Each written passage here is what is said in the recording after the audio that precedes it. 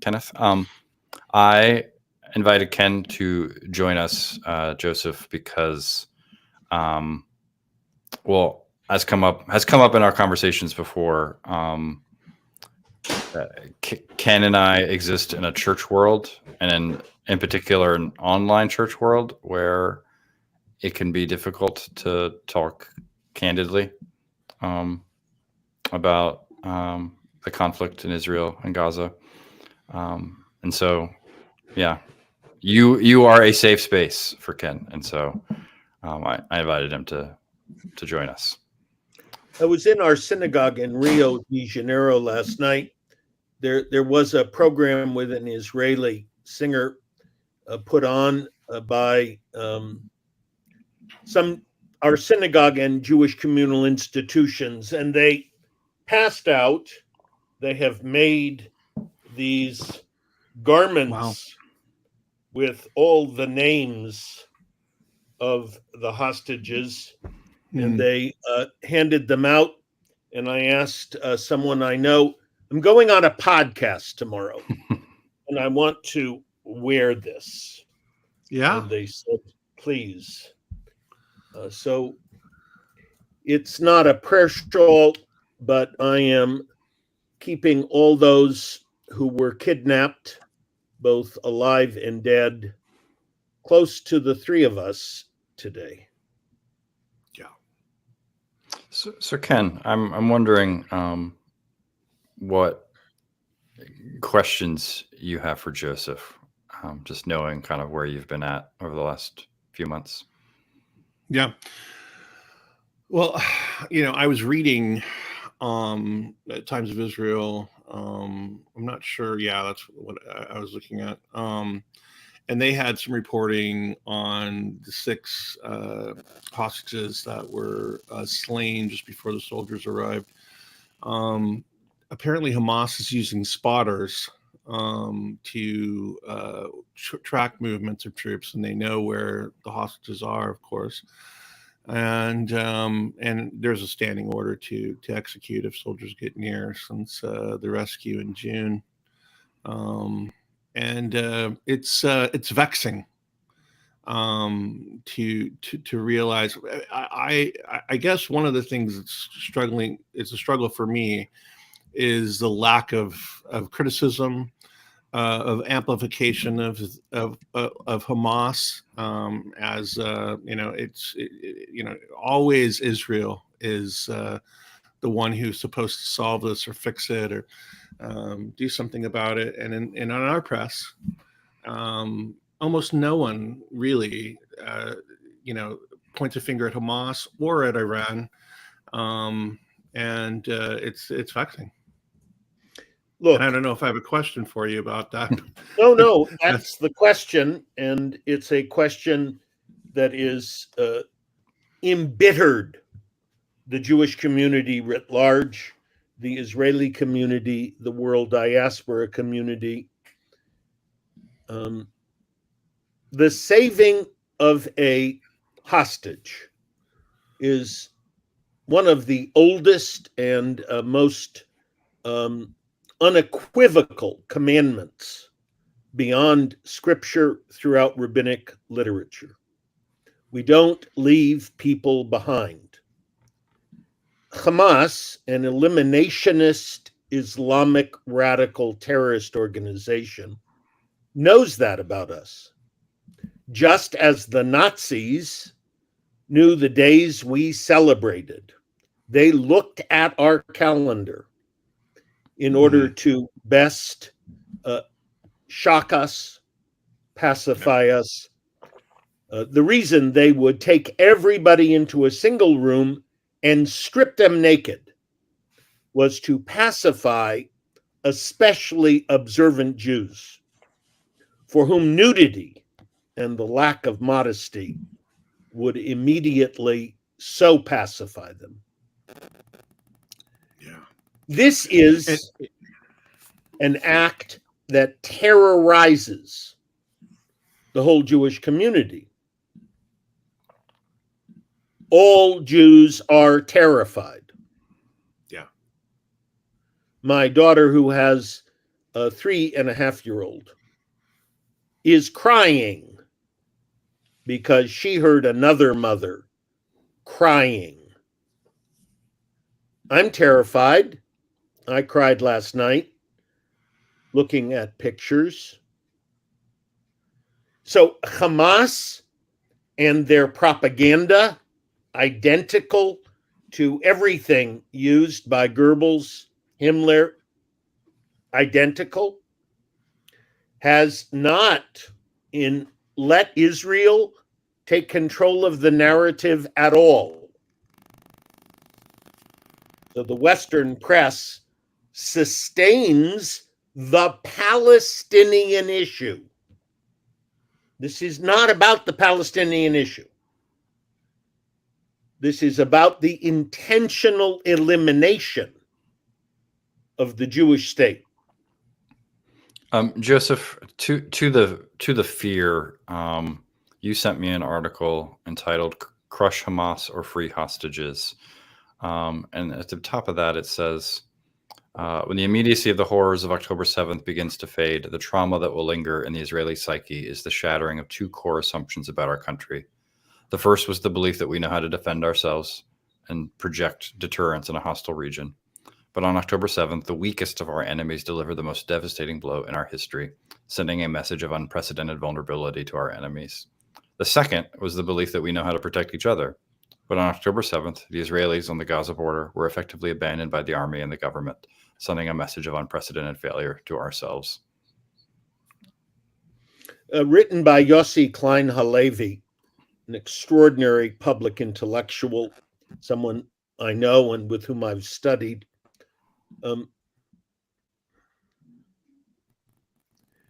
I've done this with Jason, but I return to it for you, Kenneth. It is legally required in Israel that every apartment and home have a safe room.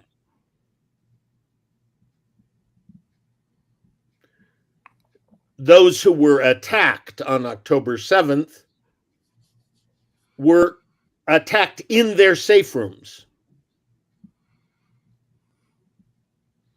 There is an existential moment, not dislike Sartre in Huis Clos, no exit. You aren't safe. So the state of Israel requires that you have a safe room. Those slaughtered on October 7th went to their safe rooms.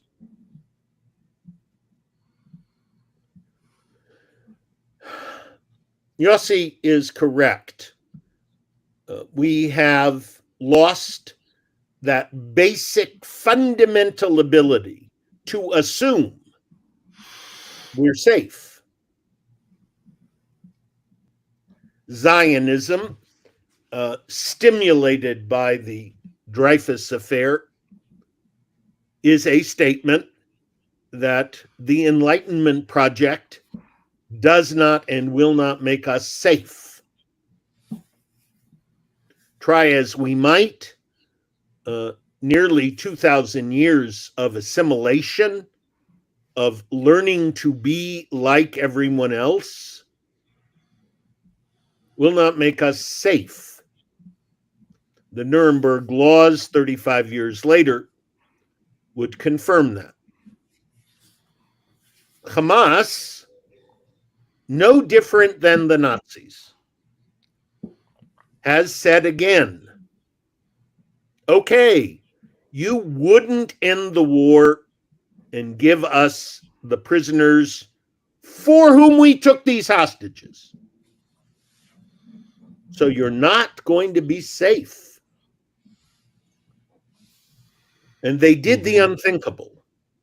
They made video statements of every one of the six. And now they're sending the videos out. So Yossi Klein Halevi is trying to describe what it's like. Do you believe what Bret Stephens writes, what Netanyahu is saying? We'll only be safe if we destroy them and stay there. Or will we only be safe if we attempt to bring somebody back alive?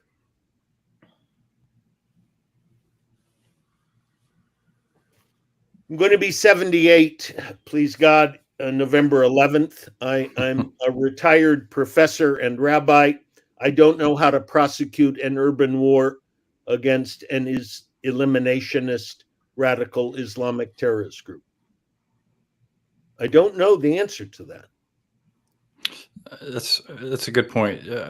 Ken, you're someone who's written a lot about, from a Christian perspective, the vulnerability of God, the nonviolent love of God, and yet at the same time, you're not someone who has a naive utopian view of the world or human nature. And so I'm wondering how you balance these two, especially in light of the news from this past weekend. Yeah,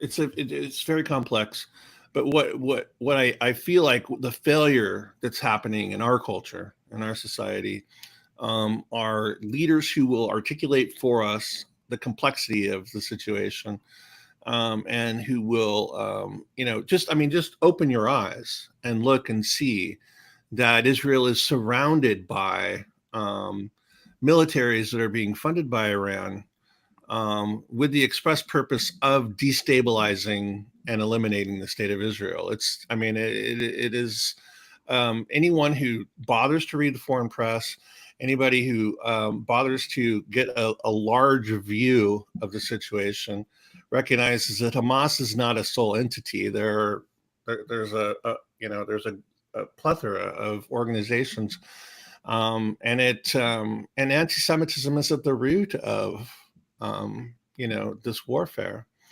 They're at war, and of course it's asymmetrical. It's there's no ethics to it.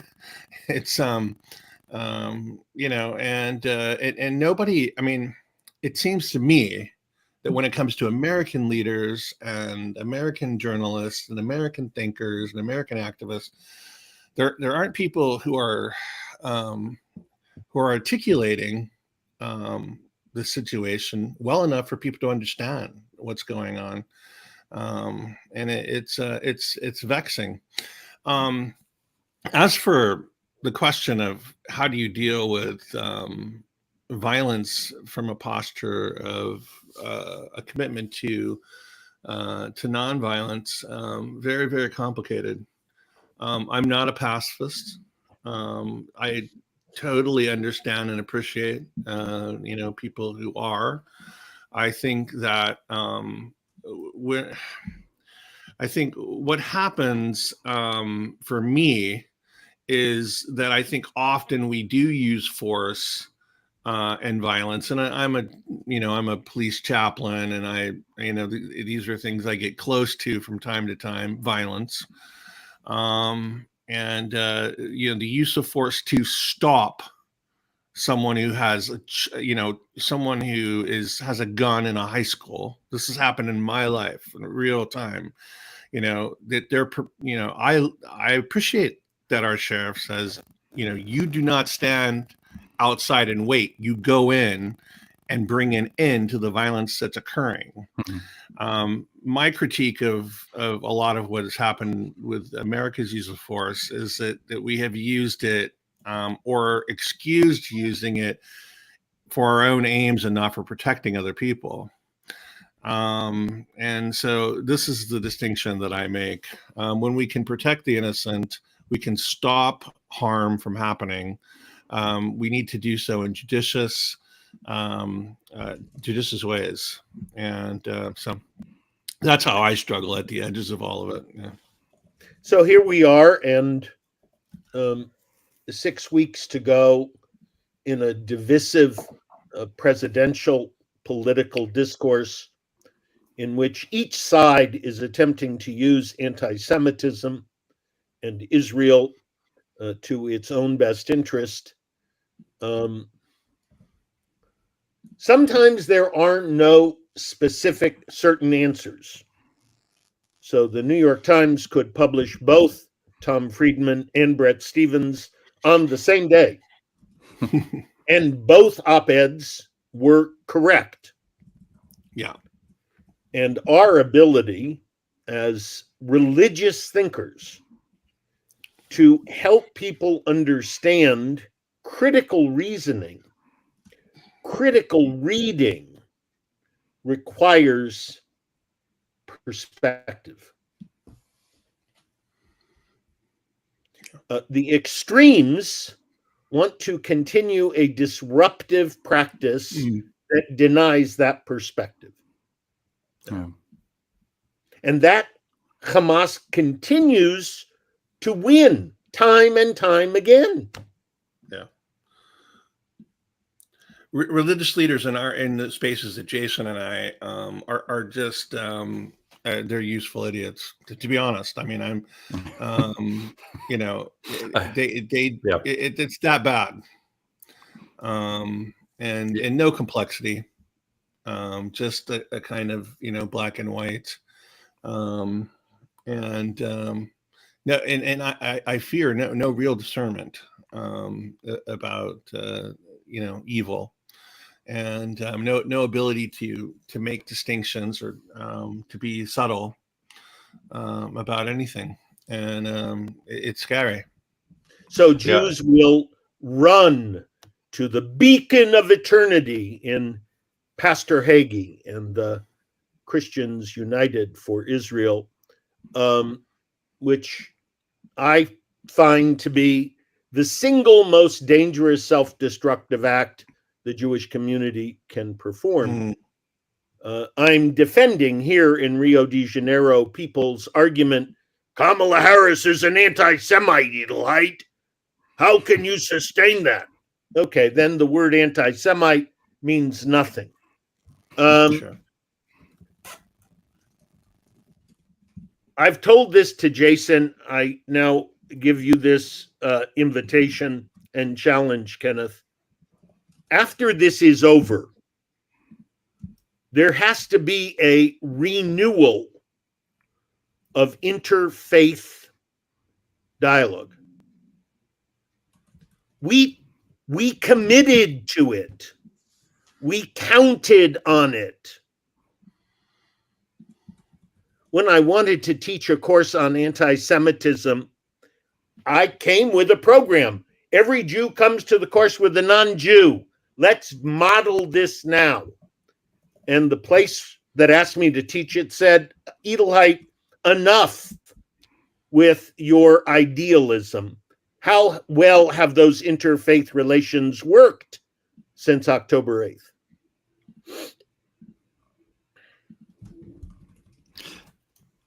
What, Joseph? I'm curious, Joseph, and Ken. I mean, you're older than I am a little bit. About the useful idiots line, I've shared this with Joseph before, but I remember when I first started out as a minister, going to our annual clergy gatherings or our annual denominational gatherings, and very often they would begin with someone making a motion for the United Methodist Church to divest from Israel. And and as I was in my early 20s, I wasn't really paying attention to any of that, and now looking back on it, it's like, oh my God, the soil was being tilled for what is just an unquestioned support of what I think is very. Yeah. So anyway, but Joseph, I'm curious, what was your initial response to the murder of the 6 this past weekend? It triggered October 7th. It was, I'm not surprised, but I'm shocked. And then the news that they had made videos. So there was this cruel, vulgar intentionality. It remains an act of the most unthinkable kind of behavior. And now to say Israel did it some are saying actually the IDF killed them all. Netanyahu is responsible. I don't want to be sucked in to their propaganda. But there's a thread of truth there when he gets up and says, I won't give them what they want. So how do you negotiate with an eliminationist, radical Islamic terrorist organization whose intention was to disrupt, destabilize democracy, prevent you from engaging in new relationships? Where do you begin? And these were the most innocent people at a music festival. So I've explained this to Jason before.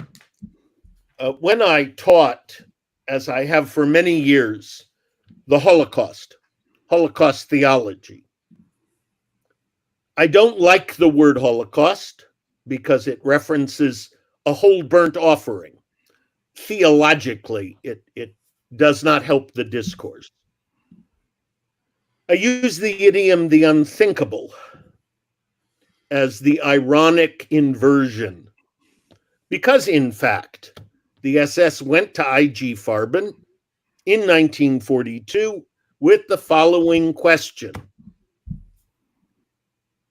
how many people can you kill for the least amount of time and the least amount of money? It's a word problem. And human beings sat down with pencil and paper, and this was their conclusion.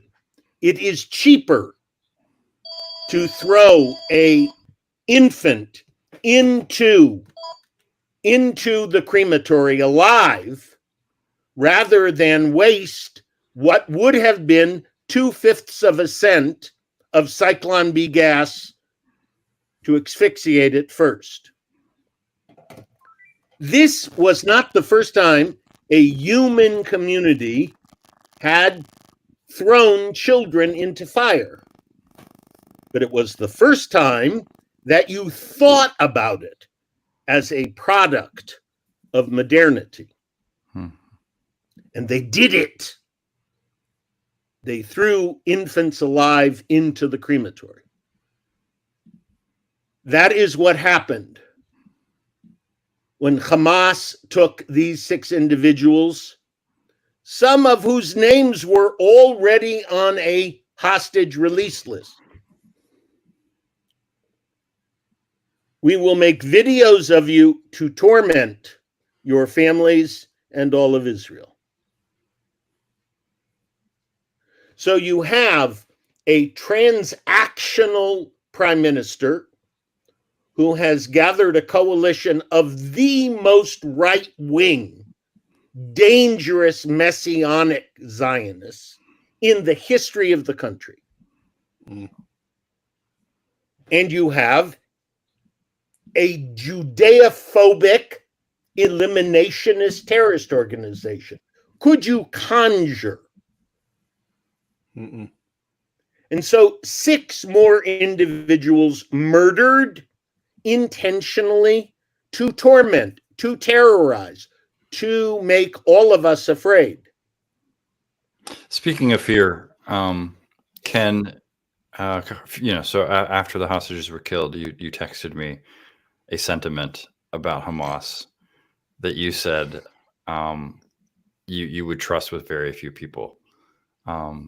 Talk about your reticence to be candid and how you view this ongoing news event. Yeah, well, it's sinister. I mean, you have this person who, Sinwar, who was a prisoner of Israel. While he was a prisoner of Israel, they saved his life. He learns the language. He knows the psyche of the country. He knows Jewish commitments to hostages. He's it must be, and it's so weird because he's like underground somewhere or whatever, but he's pushing buttons and causing a whole nation to erupt and in division, which is actually, his entire aim, right, is to Correct. stabilize that country.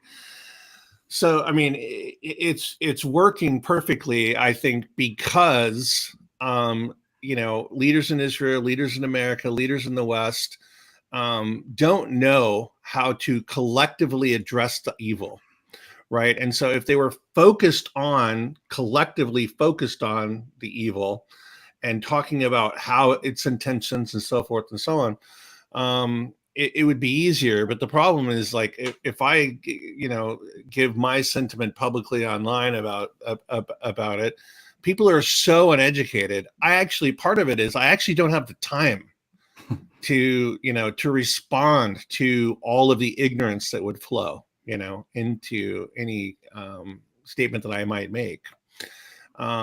It's probably not from a lack of courage. I do often say,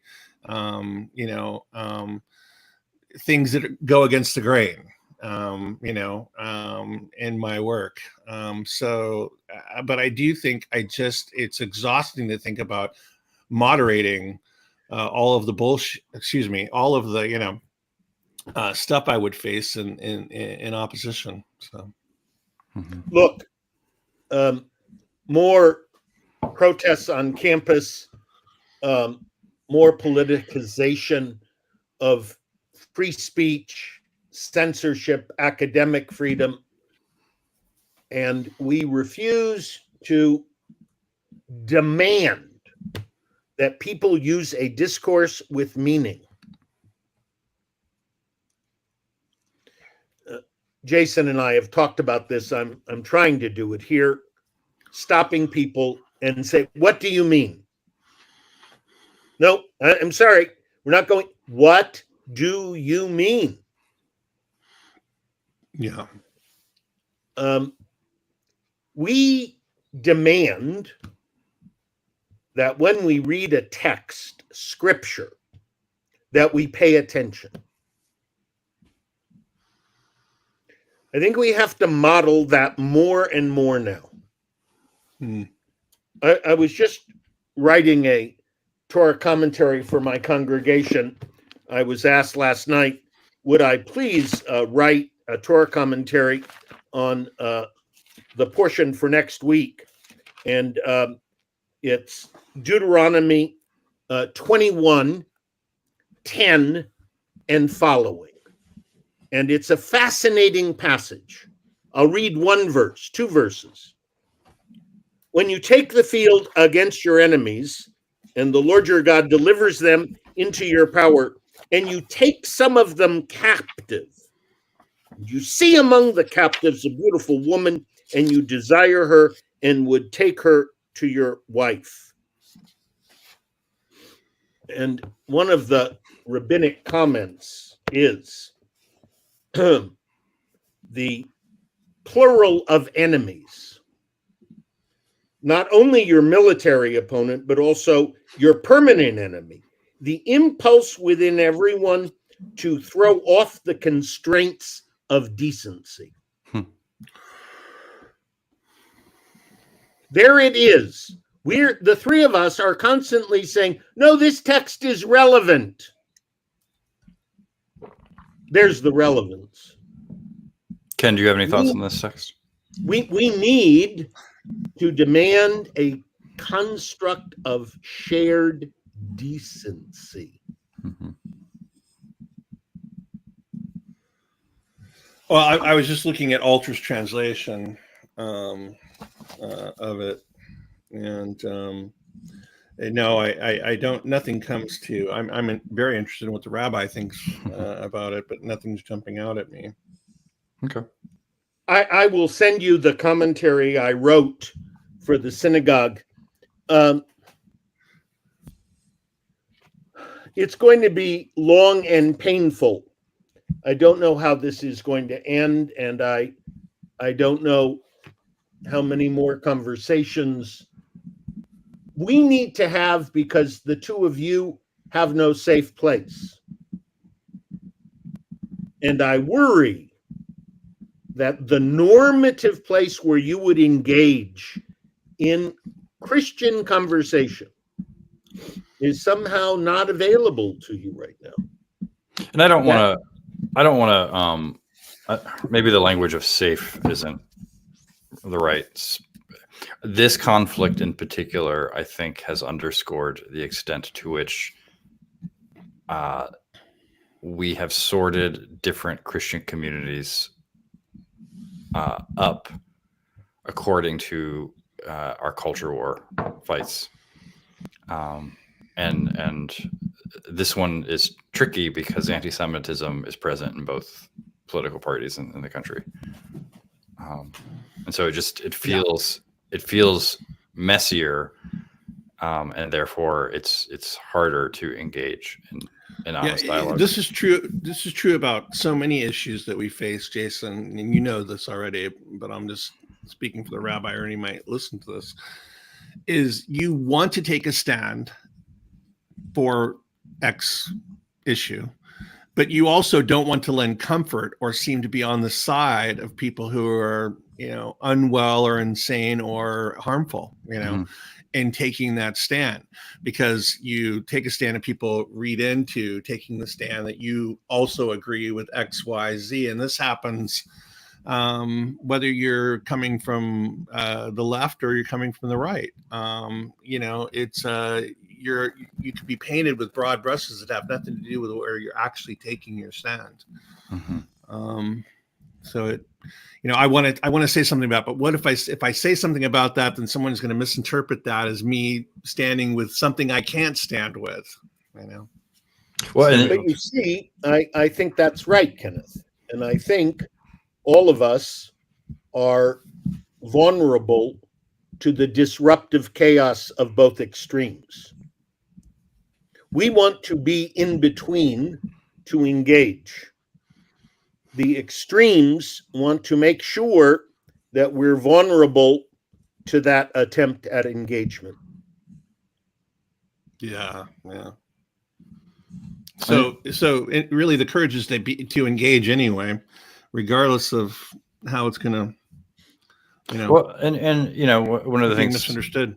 You're a reader of Robert Jensen, Ken. That there are too many Christians who are supportive of Israel for political theological ends that only have themselves in mind, right? Versus the fact that if you are a Christian and believe that Jesus is risen and ascended, that means the second person of the Trinity continues to be a Jew. Amen. And therefore you should give a shit about his people. Yeah. And by the way, had he been a hostage living on the Gaza border, what would those Christians do now? Mm-hmm.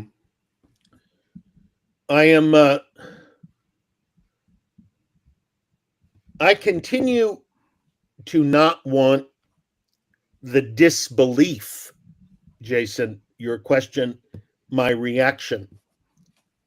The disbelief allows me to shake my head and cry and move on. I have to believe it. There are hundreds of thousands of Israelis. They are the ones who are not safe. I live in Rio de Janeiro. I'm safe. I have to believe it. We are engaged in a war. Kenneth is right. Hamas is a part of the lethal decision to have war against the Jewish people. I don't know whether this is once again Amalek. I'm not at all sure what that does to feed the ultra right-wing messianic Zionists who want nothing but utter warfare, They will take up the West Bank. They will resettle Gaza. So I'm stuck. I know 6 young Jews were murdered because they were Jews in the wrong place at the wrong time. And at least one of these 6 that I know of is also an American.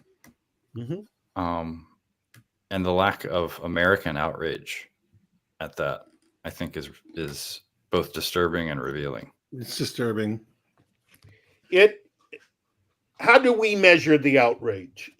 Biden, Harris, the State Department, would we know the outrage is real if he called up SEAL Team 6? What is it that we're waiting for? It's just so. For example, if Father Kenneth Tanner were taken hostage by Hamas and then murdered right before he was rescued, I think there would be a much different reaction in America. That there's something about the Jewishness of these people that allows them to not count as Americans, I feel like. I don't disagree, but I don't know what I will do if I fully integrate that truth.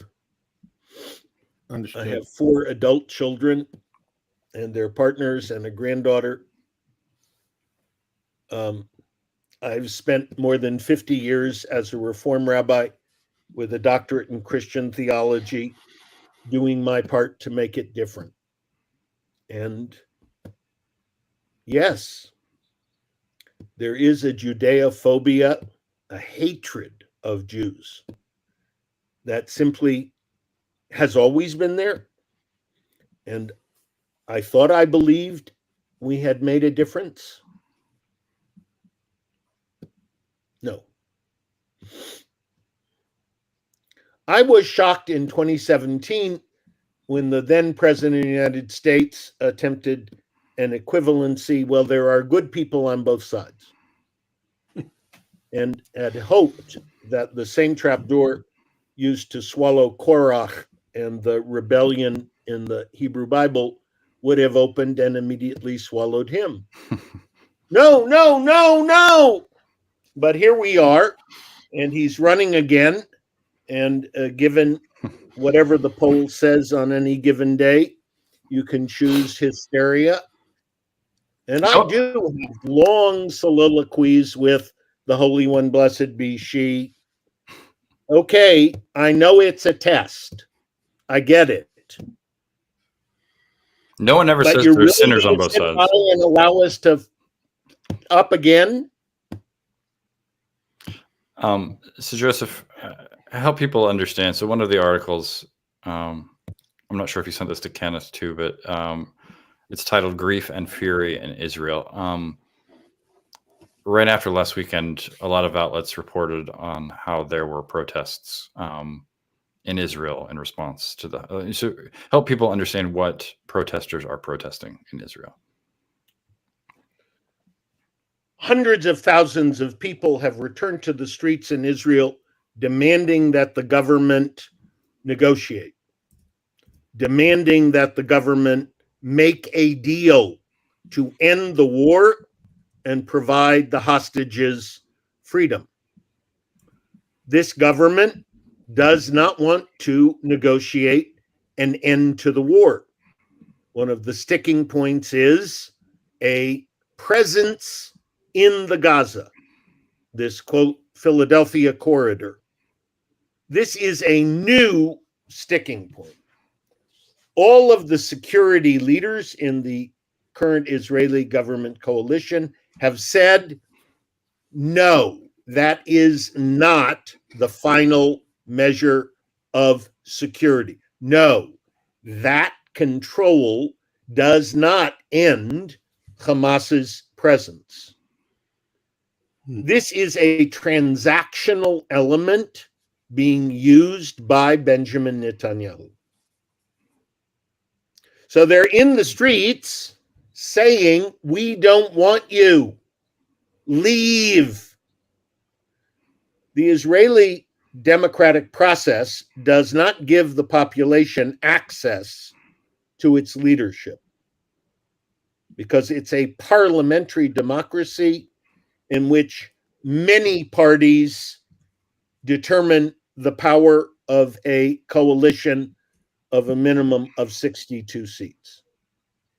So unless a member of the coalition withdraws, 700,000 human beings demanding that they be present in the government does nothing. Mhm. Until Sunday night, there was hope that the exercise of protests, the demands of hostage families, on and on and on and on, public intellectuals, on and on. And then Netanyahu said, no, I won't listen to anything you say. I will not give Hamas what they want. That's it. So the Israeli government will stand by its leader, who is not representative of the population's mandate. Can I push back on that just a little bit, Rabbi? Please. Yeah.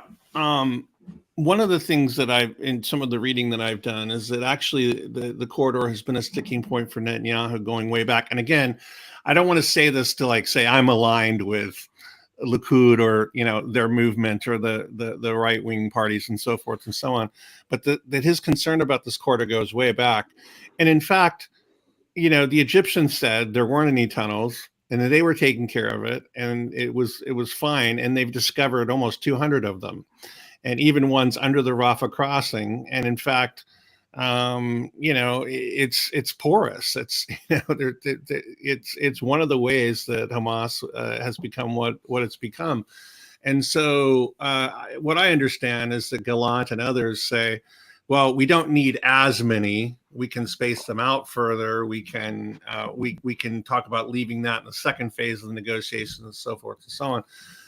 But it seems to me the prime minister does have a point, that it is the only border that's not for Egypt. The survival of Israel is not an existential issue for them. But it is for the Israelis. And so I have some sympathy with him about putting in the control of the Palestinian Authority, or putting in control of the Egyptians, or putting it in control of a consortium of people who might be, who aren't Israelis, who aren't committed to that state, who don't think about it in terms of existential reality. And so again, not to be on, not to be joining an extreme or whatever, it does seem to me that he has at least a point. No, I agreed with Brett Stevens' op-ed yesterday, and he made a similar statement with regard to giving Hamas what they ask for. You don't negotiate with a terrorist and give them their request. And again, it's over my head how you prosecute this war. So I can't argue. I won't argue.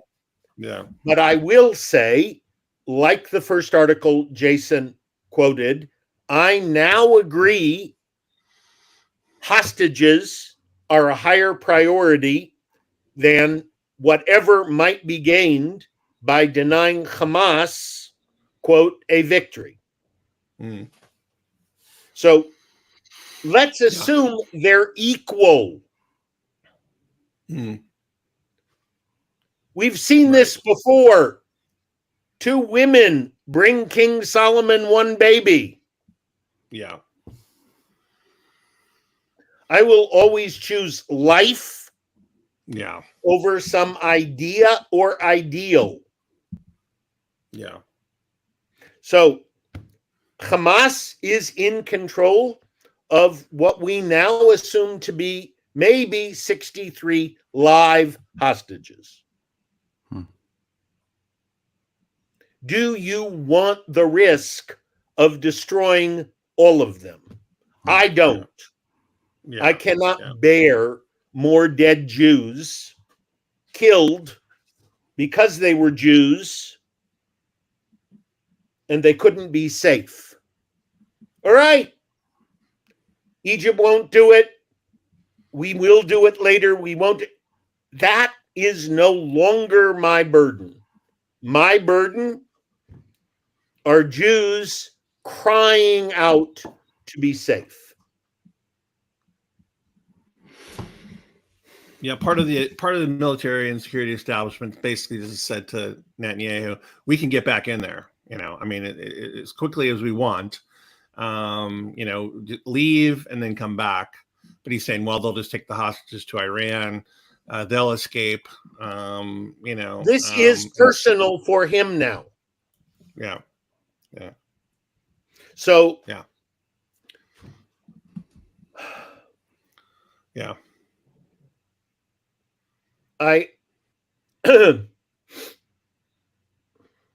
the nature of what these parents have gone through.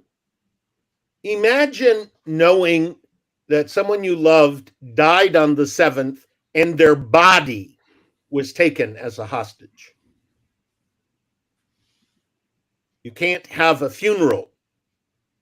You can't engage in the pastoral necessities of grief because this group took a dead body in order to leverage it and its value.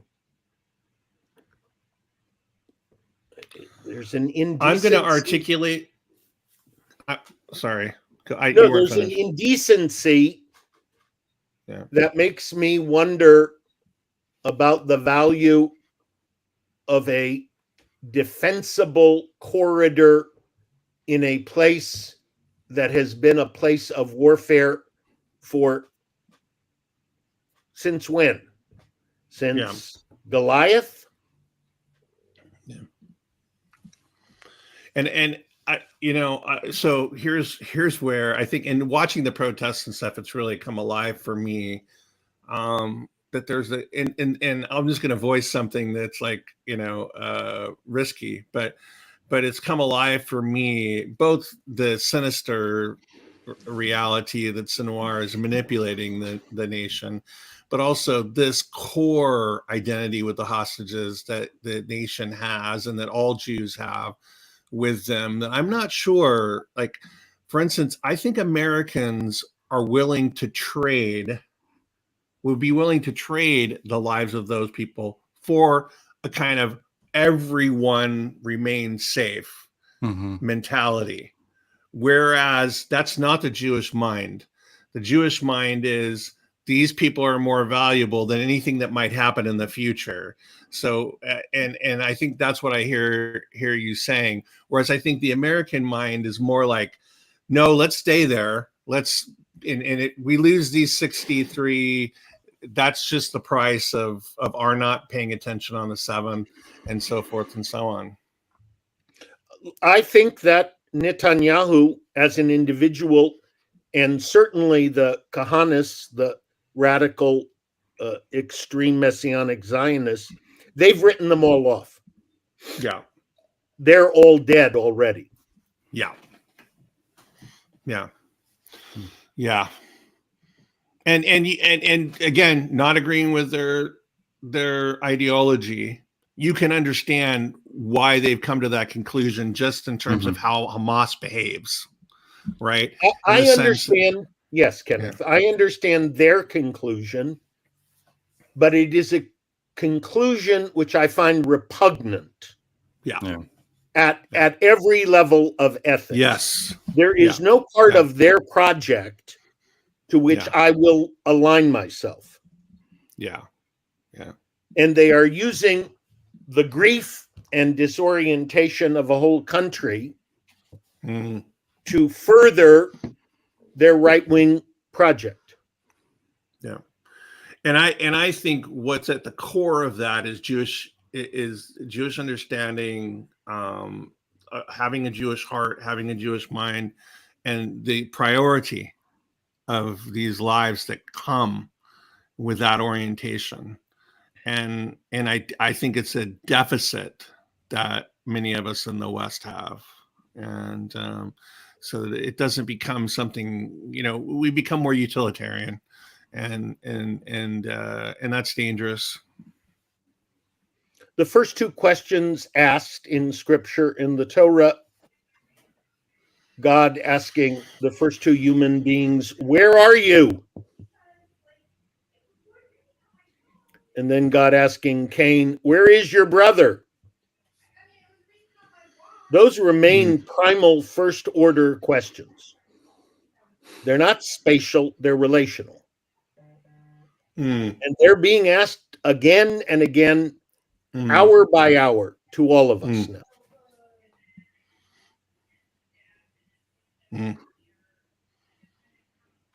And there are no answers. That's the whole point of the question. Oh, right. Well, we heard you walking in the garden and we were naked and afraid. Yeah. Oh, okay. Yeah. Yes. Very helpful. Well, I have this practice, Rabbi. I was just telling you, don't know me, and Jason and I are friends. And you don't know me very well, but where I've taken up the holding a hand over my eyes and saying the Shema. I usually go outside and do this every morning because it reorients I feel like it reorients my day, reorients the world for me. It helps me to understand what is primal, the word you used. And so it was interesting to me to discover this Lithuanian rabbi.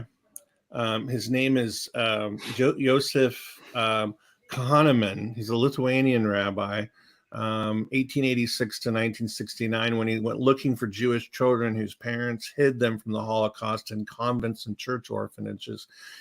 As he walked through the orphanages, would recite the Shema, and he could find the Jewish children because they would place their hand over their eyes. I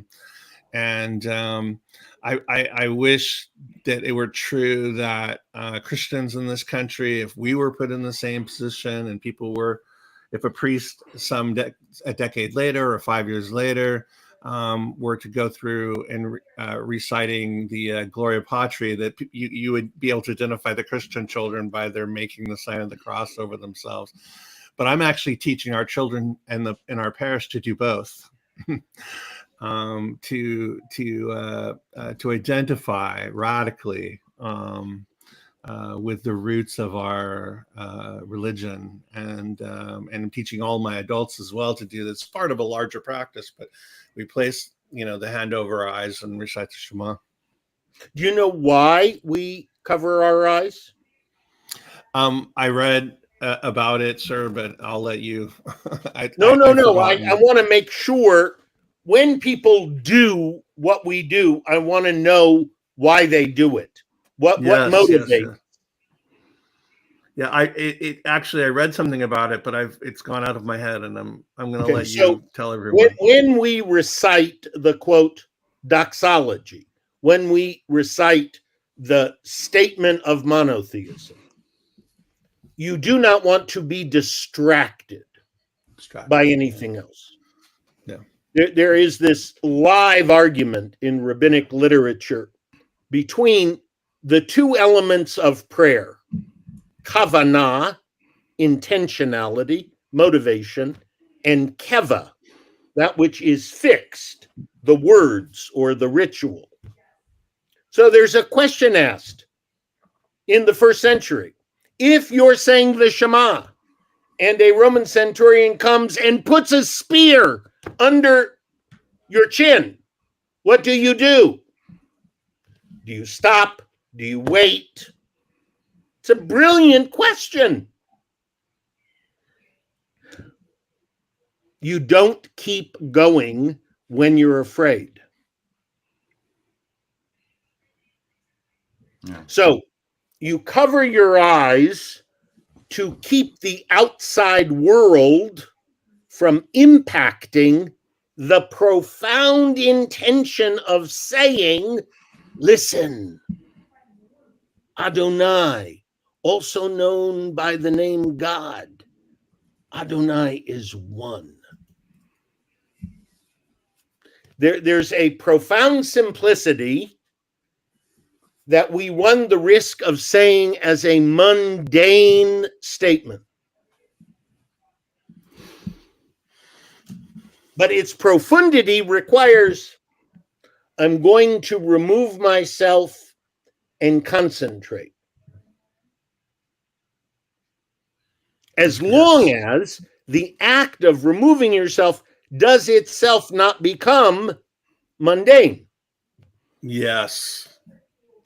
Yes. Yes.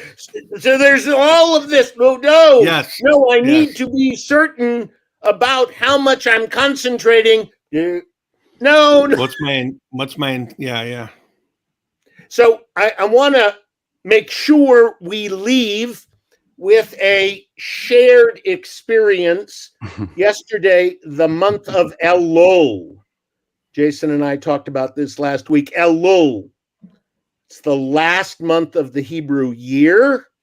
During Elul, we blow the shofar, the longest, most consistent use of a biblical instrument. We blow it every day of Elul except the Sabbath in order to prepare us to hear it on Rosh Hashanah coming up in October. Maimonides tells us we need a whole month to get our hearts ready to be open for these blasts to stir us. I sent my 3-year-old granddaughter in Brooklyn a plastic shofar. Her mother, my daughter, said, "Thanks, Dad." But I practiced the other night with my granddaughter. And it was the most important solace of my grief that I could blow the shofar on FaceTime with a 3-year-old Jew who I never want to be afraid of being a Jew. So we end with a new friendship, a new dialogue, and the sound of the shofar.